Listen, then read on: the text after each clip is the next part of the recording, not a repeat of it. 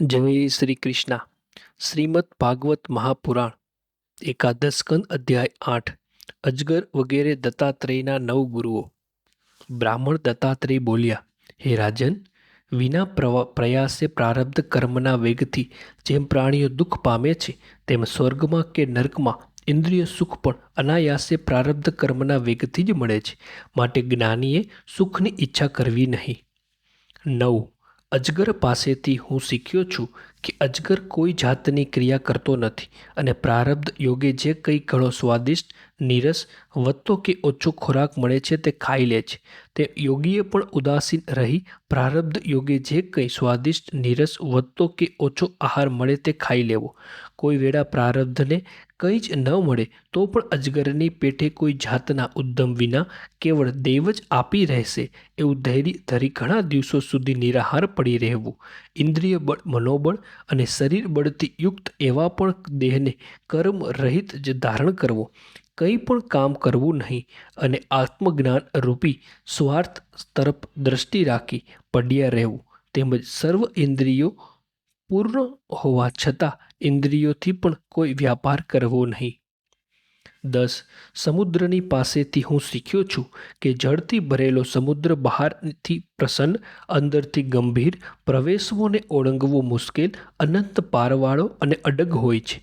તે મુનિએ પણ બહારથી પ્રસન્ન, અંદરથી ગંભીર, કોઈથી ન કળાય એવા, કોઈથી અપમાન ન કરી શકાય એવા, અનંત અપાર અને રાગાદી દોષો વડે વિકાર ન પમાડાય એવા થવું.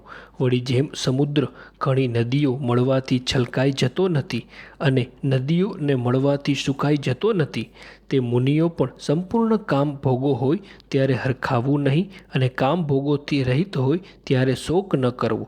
કારણ કે તેણે તો કેવળ નારાયણ પરાયણ જ રહેવું જોઈએ, વિષય પરાયણ નહીં. 11. રૂપ વગેરે 5 વિષયો પૈકી એકથી મોહિત થઈ પતંગિયું વગેરે માર્યા જાય છે. માટે તેઓમાં આસક્તિ ન કરવા મેં આ 5 ગુરુ કર્યા છે.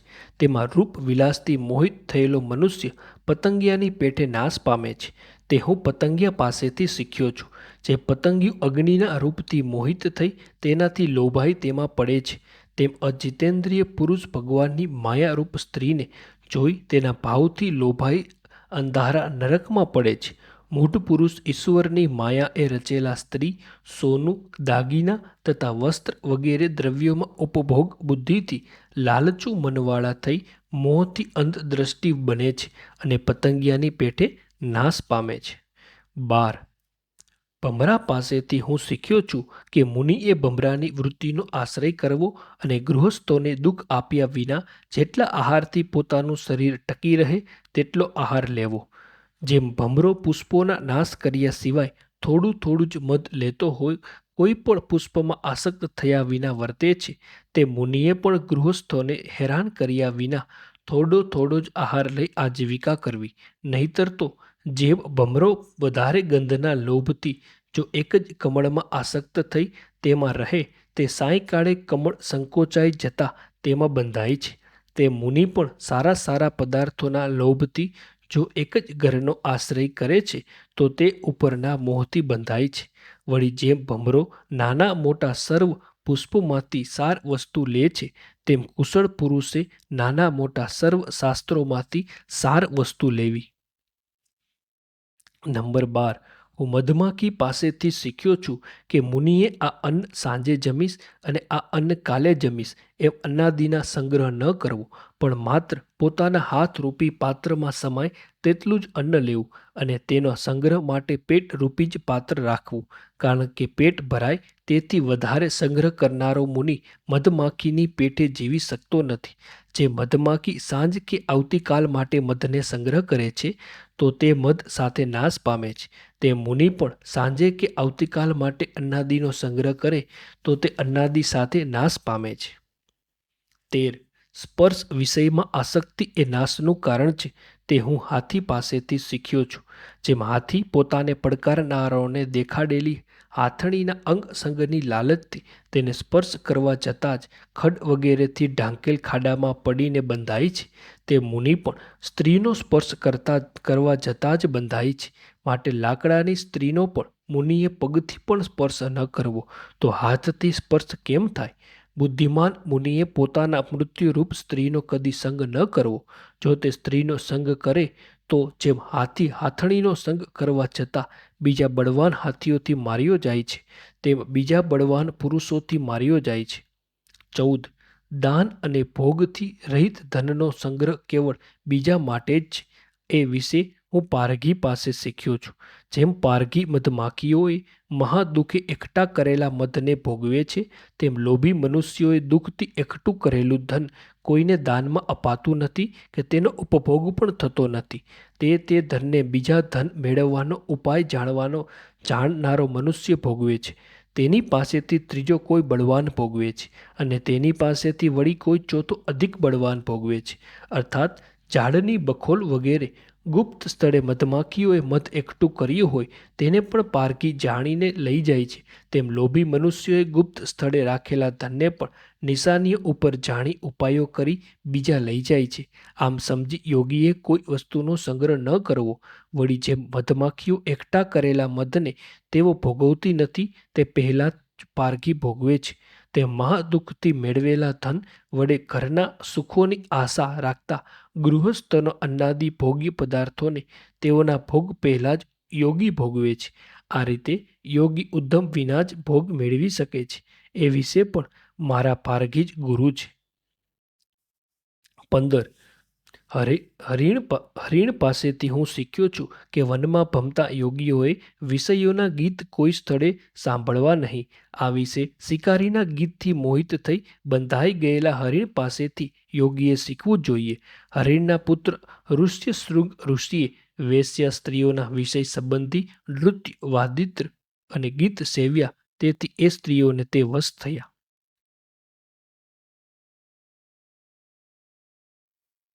16. માછલા પાસેથી હું શીખ્યો છું જે માછલું અત્યંત બેહાલ કરનારી જીભના સ્વાદની લાલચે માંસથી ખરડાયેલા લોઢાના કાંટાઓથી વિંધાઈ મૃત્યુ પામે છે, તેમ દુર્બુદ્ધિ મનુષ્ય જીભના રસના સ્વાદથી મોહિત થઈ મૃત્યુ પામે છે. ધીર મનુષ્યો નિરાહાર કરી જીભ સિવાયની બીજી ઇન્દ્રિયોને જલ્દી જીતી શકે છે, પણ ઇન્દ્રિય તે ઉલટી વધુ લાલચુ બને છે. પુરુષે બીજી સર્વ ઇન્દ્રિયો જીતી હોય પણ જીભ જીતી ન હોય ત્યાં સુધી તે જીતેન્દ્રિય કહેવાય જ નહીં.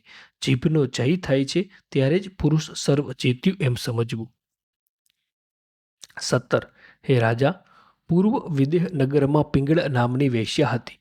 તેની પાસેથી પણ હું કંઈક શીખ્યો છું, તે તમે સાંભળો.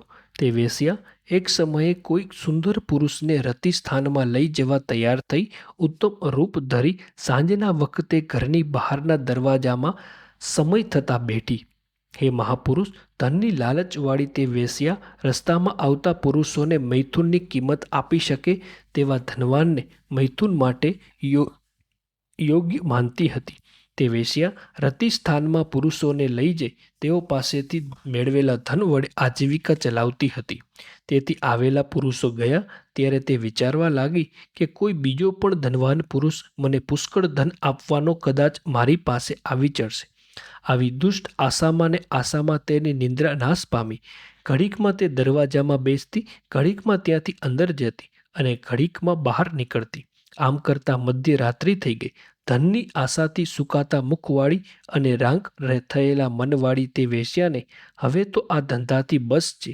આમ ધનની ચિંતાના જ કારણે કંટાળો આવ્યો, જે પાછળથી તેને સુખકારક થયો. કંટાળાયેલા ચિત્તવાળી વેશ્યાએ એ વખતે જે ગીત ગાયું હતું તે તમે મારી પાસેથી બરાબર સાંભળો, કારણ કે તે ગીત પુરુષના આશારૂપી પાસો કાપવામાં તલવાર જેવું છે.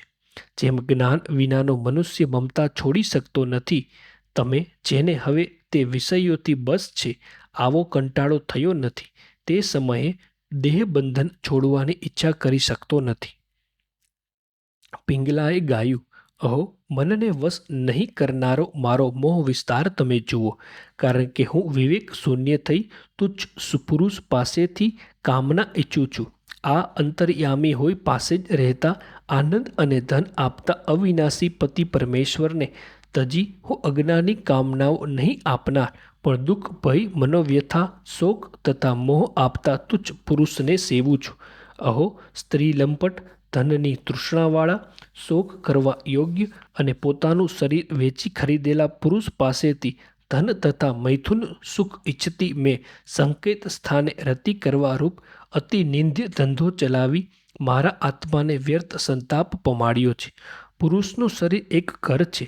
હાડકાંથી બનેલા વાંસળા, વડીઓ તથા થાંભલાઓ વાળું, ચામડી, રૂવાળા ને નખોથી ઢાંકેલું, વહેતા નવ દ્વારવાળું અને વિષ્ઠા તથા મૂત્રથી ભરેલું છે. તેને મારા સિવાય બીજી સ્ત્રી કાંત બુદ્ધિથી સેવે? આ મહાજ્ઞાની વિદેહોના જીવન મુક્તોના નગરમાં હું એક જ મૂઢ બુદ્ધિ છું કે જે વ્યભિચારિણી હોય. આત્મ સ્વરૂપને અર્પણ કરવા આ અવિનાશી પરમાત્મા વિના બીજાને ઈચ્છું છું. આ ઈશ્વર જ પ્રાણીઓના અતિ પ્રિય મિત્ર, નાથ અને આત્મા છે. માટે આત્મનિવેદન કરી તેમને જ વેચાતા લઈ તેમની સાથે લક્ષ્મીની પેઠે રમીશ. વિષયોને આપતા પુરુષો કે દેવો આદિ અંતવાળા અને કાળથી ભયભીત છે તેઓની પત્નીનું કેટલું પ્રિય કર્યું છે, કંઈ જ નહીં. માટે હવે આ લોકમાં કે પરલોકમાં પરમેશ્વર સિવા બીજા કોઈને મારે સેવવા નથી. ખરેખર મારા કોઈ શુભ કર્મોથી ભગવાન વિષ્ણુ મારા પર પ્રસન્ન થયા છે. તેથી મને દુષ્ટ આશામાંથી આ સુખ ઉપજાવનારો વૈરાગ્ય થયો છે. હું મંદ ભાગ્યવાળી હોય તો આવા વૈરાગ્યના કારણે કલેશો કદી થાત જ નહીં. જે વૈરાગ્યથી પુરુષ ઘર વગેરે બંધન તજી શાંતિ પામે છે. માટે પરમેશ્વરે કરેલો આ ઉપકાર માથે ચડાવી હું વિષયોને લગતી દુષ્ટ આશાઓ તજી તે અધીશ્વરને શરણે જાઉં છું. હવે હું સંતુષ્ટ રહી આત્મતત્વ ઉપર શ્રદ્ધા રાખીશ. જે કંઈ મળશે તેને આજીવિકા ચલાવીશ અને આ આત્મારૂપ પતિ સાથે જ વિહાર કરીશ. કારણ કે સંસાર રૂપી કૂવામાં પડેલા, વિષયોને હરેલા વિવેકવાળા અને કાળરૂપી સર્પનો કોળિયો બનેલા આ જીવાત્માનું રક્ષણ કરવા પરમાત્મા વિના બીજો કોણ સમર્થ છે? મનુષ્ય જ્યારે અપ્રમાદી થઈ જુએ છે આ જગત કાળરૂપી સર્પનો કોળિયો બનેલું છે અને તેથી જ જ્યારે સમગ્ર વિષયો તરફથી વૈરાગ્ય પામે છે ત્યારે પોતે જ પોતાનો રક્ષક બને છે. બ્રાહ્મણ દત્તાત્રેય બોલ્યા, એમ નિશ્ચય કરી પિંગલા 4 પુરુષની તૃષ્ણાથી ઉપજેલી દુષ્ટ આશાને કાપી શાંતિ સ્વીકારી સૈયામાં સૂઈ ગઈ. માટે આશા એ પરમ દુઃખ છે અને નિરાશા એ પરમ સુખ છે. જેમ પિંગલા 4 પુરુષની આશા ત્યજી સુખે સૂઈ શકી હતી. શ્રીમદ ભાગવત મહાપુરાણ 11 સ્કંદ અધ્યાય 8 સમાપ્ત. જય શ્રી કૃષ્ણ.